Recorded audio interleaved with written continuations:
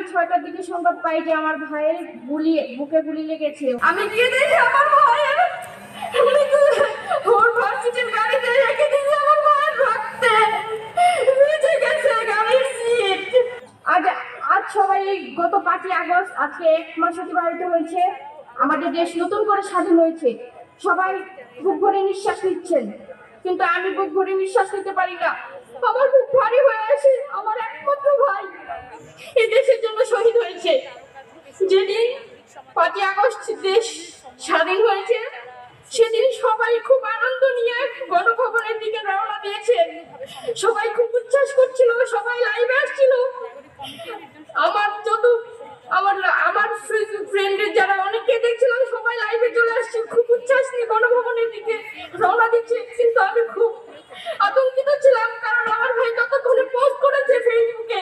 ওর শেষ পোস্ট ছিল যে আশুলিয়ার থানা পুলিশ আত্মসমর্পণের, দেশ স্বাধীন হওয়ার পরেও আশুলিয়া থানা পুলিশ আত্মসমর্পণের ঘোষণা দিয়ে গুলি করেছে। আমার ভাইয়ের আঙ্গুলে গুলি লেগেছিল, সেই ছবি দিয়ে এই লেখা দিয়ে শেষ পোস্ট করেছিল আমার ভাই। সেই পোস্ট দেখার পর থেকে আমি, এর আগে ওর সাথে আমার 2বার কথা হয়েছিল। 5 তারিখে মোট 3বার কথা হয়েছে। একবার কথা হয়েছে তখন ও দৌড়াদৌড়ি করে আমার সাথে কথা বলতেছে। আমি বললাম যে তুই কোথায় আছিস, বলেনি রাস্তায়, কারণ আমি জানি আমার ভাই আন্দোলনে যেত। আমার ভাই মানারা ইন্টারন্যাশনাল ইউনিভার্সিটিতে তৃতীয় বর্ষের স্টুডেন্ট ছিল। আমার ভাই খুবই মেধাবী ছিল। আমার ভাই পাশাপাশি একটা সার্ভিসিং সেন্টার করেছিল আশুলিয়াতে। ও নিজে ওখানে থেকে নিজের পার্ট টাইম জব করে এবং নিজের সার্ভিসিং সেন্টারে টাকা দিয়ে নিজের পড়াশোনা নিজে চালাতো। তো আমার ভাই আশুলিয়ায় আশেপাশে যে স্পটগুলোতে আন্দোলন হতো সেখানে অংশগ্রহণ করতো। 4 তারিখে ও সারাদিন জাহাঙ্গীরনগর ইউনিভার্সিটিতে আন্দোলনে অংশগ্রহণ করেছে। রাতে ওর সাথে আমার দীর্ঘ সময় কথা হয়েছে। তারপর ওকে আমি বারবার বলেছিলাম সাবধানভাবে আন্দোলনে যেহেতু অংশগ্রহণ করছে ও যেন নিজের সেফটিটা মেনটেন করে চলে। তারপর 5 তারিখে ওর সাথে আমার যখন কারফিউ দিল নতুন করে, তখন আমার ভিতরে খুব আতঙ্ক কাজ করছিল যে আবার যেহেতু কারফিউ দিয়েছে হয়তো আবার ইন্টারনেট বন্ধ করে আবার হত্যাযজ্ঞ চালাবে, যেভাবে 18 জুলাই চালিয়েছিল। সেই আতঙ্ক থেকে 5 তারিখ, আমার 4 তারিখ সারা রাত আমার ভালোভাবে ঘুম হয়নি। 5 তারিখে ঘুম হারার পর থেকেই আমার খুব অস্থির লাগছিল। আমি 5 তারিখে বারবার আমার ভাইকে ফোন দিচ্ছিলাম, ফোন রিসিভ করতেছিল না। আর পরবর্তীতে আমি জানতে পারলাম যে আশুলিয়াতে সকাল 9টা থেকেই গোলাগুলি শুরু হয়েছে। আশুলিয়া থানা পুলিশ, স্থানীয় যে আওয়ামী লীগ, ছাত্রলীগ, স্বেচ্ছাসেবক লীগের যারা ছিল সবাই মিলে এই বাইফিল্ডকে ছাত্রদের দখলে যেন না যেতে পারে, বাইফিল্ড ছাত্র যেন আন্দোলনে একত্রিত না হতে পারে, সেই জন্য এই পুলিশ সহ আওয়ামী লীগের সকলেই এই গোলাগুলি শুরু করে দিয়েছে সকাল 9টা থেকেই।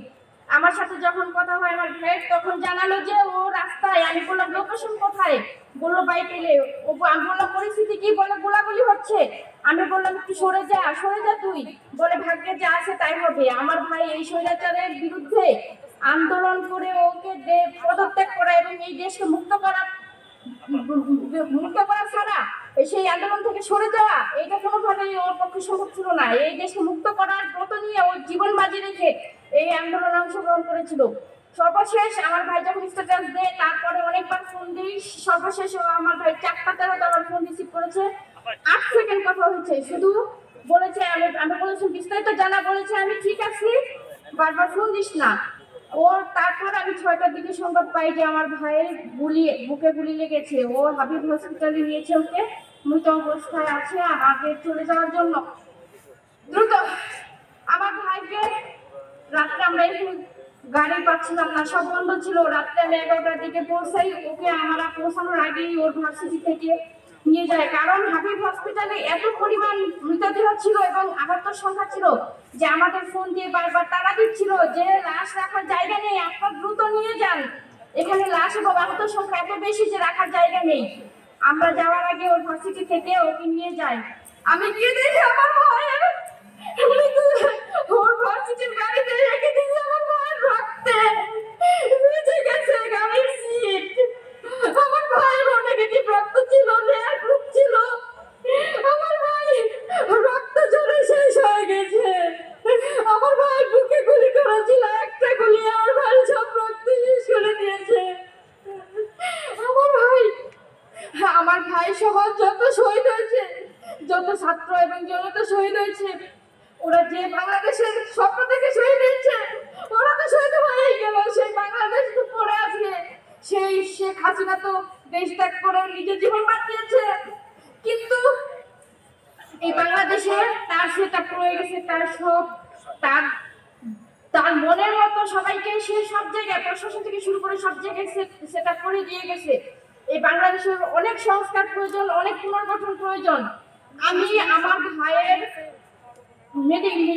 যে সার্টিফিকেটটাও সঙ্গে পাইনি, দেশ স্বাধীনের পরও 6 তারিখে যখন ওর ভার্সিটি থেকে জানাজা শেষে আমরা নিয়ে আসছি সোহরাওয়ার্দীতে, ওর ভার্সিটির টিচাররা সহ আমরা নিয়ে আসছি দেশ সার্টিফিকেট জন্য। সোহরাওয়ার্দী থেকে বলেছে যে উপরে নির্দেশনা আছে, আমরা কোনো গুলিবিদ্ধ হওয়ার সার্টিফিকেট দিতে পারবো না।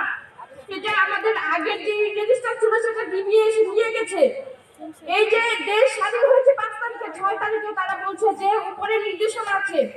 এই সেটআপটা চেঞ্জ করতে হবে, আমাদের এই দেশকে পুনর্গঠন করতে হবে। আমি বিশ্বাস করি যে ছাত্র জনতার সমন্বয়ে যেহেতু এই স্বৈরশাসকের হাত থেকে আমাদের দেশকে আবার দ্বিতীয়বার স্বাধীন করা সম্ভব হয়েছে, ঠিক সেইভাবেই এই ছাত্র এবং নাগরিকদের সমন্বয়ে ঐক্যবদ্ধভাবে সবাই মিলে আবার আমরা এই দেশটাকে পুনর্গঠন করতে পারবো। তাই আমি এই যে যারা এই জাতীয় নাগরিক কমিটি গঠন করেছে তাদের প্রতি একটা দায়িত্ব দিচ্ছি যে আপনারা কখনোই আমাদের এই স্বাধীনতাকে হারাতে দিবেন না। শহীদরা এবং যারা আহত আছে, এদের যে স্বপ্ন ছিল, যে স্বপ্ন নিয়ে তারা এই দেশের জন্য নিজের অঙ্গ বিসর্জন দিয়ে কেউ গাজী হয়ে বেঁচে আসছে, আর যারা জীবন দিয়েছে তারা শহীদ হয়ে গেছে, তাদের এই ত্যাগকে ভুলে যাবেন না। তাদের এই ত্যাগকে মূল্যায়ন করে আপনারা তাদের স্বপ্নকে বাঁচিয়ে রাখবেন, তাদের সেই কাঙ্ক্ষিত দেশকে গড়ে তুলবেন। আমি আপনাদেরকে সেই দায়িত্ব দিতে চাই, এবং শুধু ছাত্ররা দায়িত্ব নিলে হবে না, আমাদের সব নাগরিককে দায়িত্ব পালন করতে হবে। আমরা আর কোনো অন্যায়ের সাথে আপোষ করবো না। এই 16-17 বছর আমরা যেভাবে অন্যায়কে সহ্য করেছি, ভয়ের ভিতর থেকেছি, আর তাতে স্বৈরশাসকরা সাহস অর্জন করে করে আমাদেরকে শোষণ করেছে ব্রিটিশদের মতো করে। সেই সুযোগ যেন আর কোনো রাষ্ট্রের ক্ষমতাসীন দল আর সেই সুযোগ না পায়, কেউ যেন আর কোনোদিন স্বৈরশাসক হওয়ার সুযোগ না পায়, সে সাহসও করতে না পারে, দেশে যেন আর কোনোদিন কোনো স্বৈরশাসক না আসে, সেজন্য সবাইকে সজাগ এবং সতর্ক থাকতে হবে এবং ঠিক কাজ করতে হবে। সবাই মিলে আমরা কাজ করব দেশের জন্য। সংবাদ, ফিচার ও অনুষ্ঠানের জন্য ভিজিট করুন সংবাদ প্রকাশের ওয়েবসাইট এবং যুক্ত থাকুন ফেসবুক পেজ ও ইউটিউব চ্যানেলের সঙ্গে।